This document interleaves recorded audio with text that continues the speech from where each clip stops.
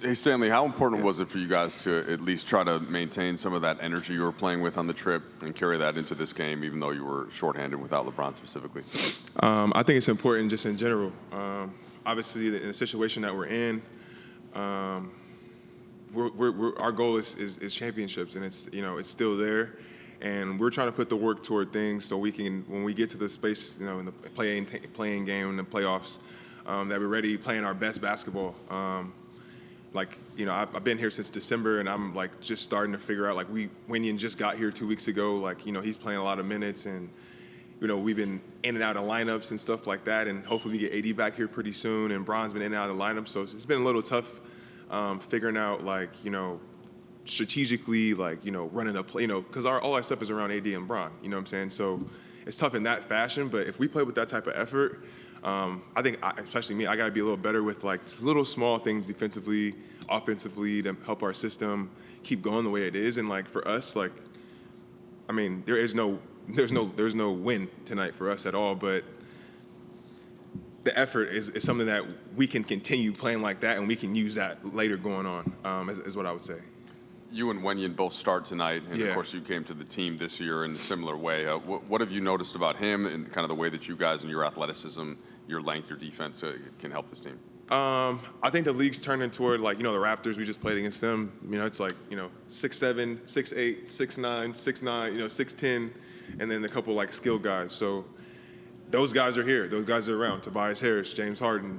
Guys that play both ends of the floor, elite offensive players, and you need guys that can match them athletically to defend guys like that. So having another guy that's at that level, I think we have the best in the league with LeBron both ways. So the more guys we can throw in and help, Russ and everybody, AD, Melo, all those guys, keep our system alive, the better. Kind of going off of Mike's first question, you think back a week and a half ago, you guys are down 21-2 to Toronto. Yeah. It didn't seem like anyone was very happy with that effort.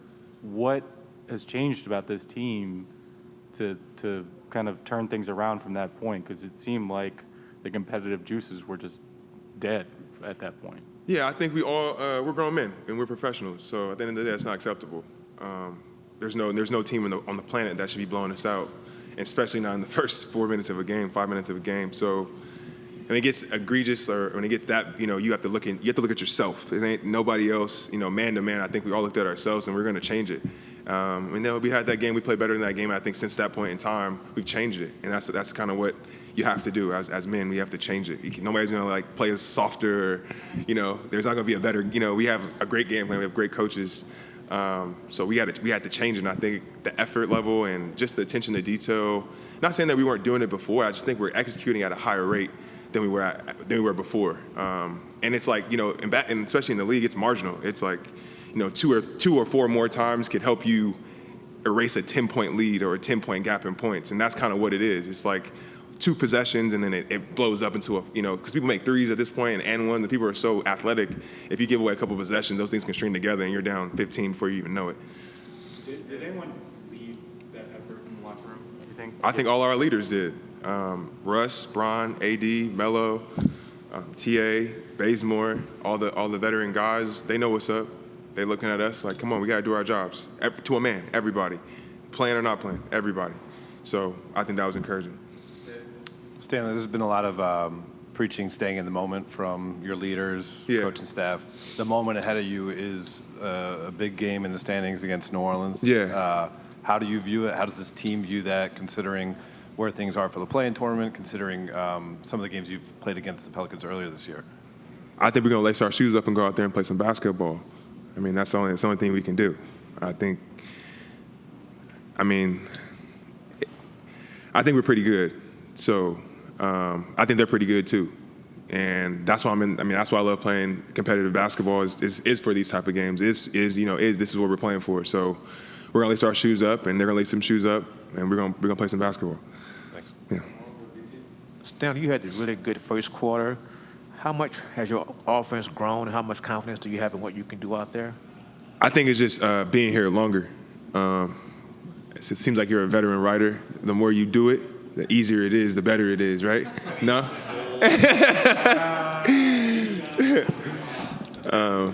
No.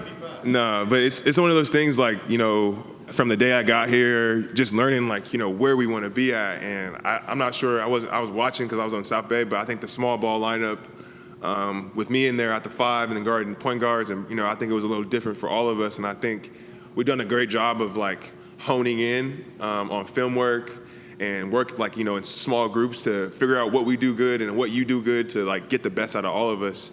And like you guys, what's in March? I know it's been a long season, but like I got here in December 25th. Like, I wish I had had like a training camp or something like that to get all this stuff in, and maybe in December I'm feeling like I feel right now.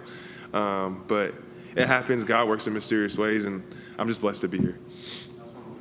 Speaking of veterans, this team has a lot of veterans on this. Obviously, on the bench, you came here presumably expecting to have big roles, and the way the season's gone, Frank's talked about the trial and error. Yeah. The guys who are making a difference right now, it's DJ, Wenyan, Austin.